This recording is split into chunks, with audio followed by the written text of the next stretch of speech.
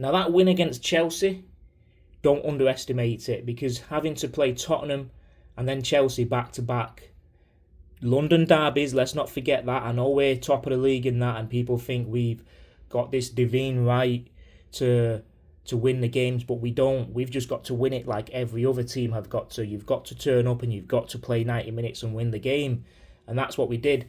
Maybe we didn't play at our best capabilities, fluidity, in terms of being smooth, all that sort of stuff. But you've got to understand and take into consideration how many games we've played this season, right?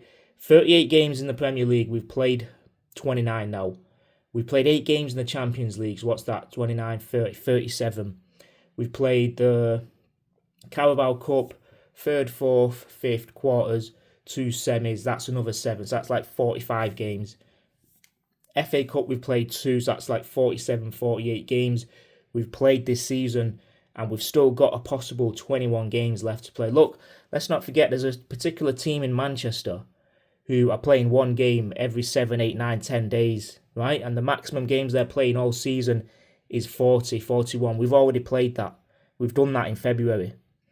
So you've got to appreciate and understand how difficult it's been for these players, for Arteta, and you've got to cut out some slack when everyone's saying, oh, you're not playing well, you're not playing well. Nobody plays well for a full season, but if you're getting the job done and you're getting the results, that's what matters at the end of the day, putting those 3 points on the board. Now, I personally believe if we beat Wolves, we wouldn't have had the same hunger and desire to go into the Tottenham game and win that 4-1. So I think maybe would have drawn that and then possibly beaten Chelsea. So either way, getting 7 points out of those 3 games, Wolves, Tottenham and Chelsea, you can't complain with that, because you would have probably thought if you see this running that maybe you draw one of them. But we've won the last 2, which is better for us because we're on the upward momentum now, the trajectory. It's looking good.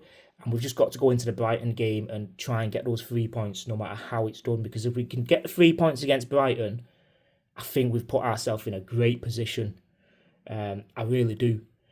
But look, the game against Chelsea, it was one of them, nothing much happening in the first half until we get the set piece corner.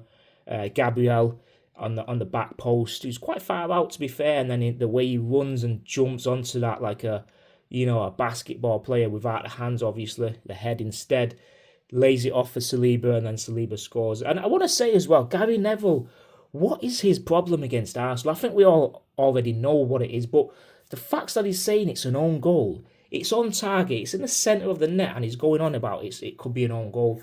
And then he's going on about, there's so many things in that commentary, and this is why we need the mute button from Sky next season. We really need that mute button so we can mute Gary Neville off the commentary completely.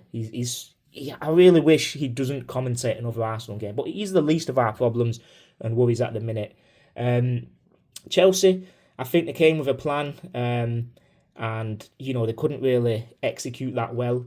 They did get that own goal for them. So all in all, they came to Emirates, they didn't even score a goal. We scored for them. We've beaten them 3 times this season now. Their new manager's lost 3 games this season in all competitions, and 3 of them are against Arsenal. So we're probably his nightmare. He's probably not getting the 8 hours sleep recommended for an adult because of the Arsenal. Overall, second half starts, I don't think we was overly on top. And then we get the goal again from the set piece, and now that's 16 set piece goals from corner kicks this season we've scored with 9 games to play. That's the record. It's joint with what we did 2 seasons ago. We'll probably get 20 by the end of the season, and that'll be an outright record that we will hold, which is good. And the margins are that tight. You've got to find ways of winning, and if you can win with these corner kicks and whatever, it is what it is. And Chelsea, they obviously get the red card. Rightly so. Martinelli obviously gets back up when his 2-footed tackle goes into him, gets back up and tries to be positive, but the referee, stops the play and sends Neto off, rightly so.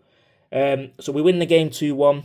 David Raya pulling off world-class saves, especially that last one against Garnacho creeping in. And the reason why it's world-class is because if you watch it carefully, You can see David Raya thinks that one of the defenders is going to head it off or it's going wide. So he takes a step back. Now all his pressure and all his weight is on him leaning backwards.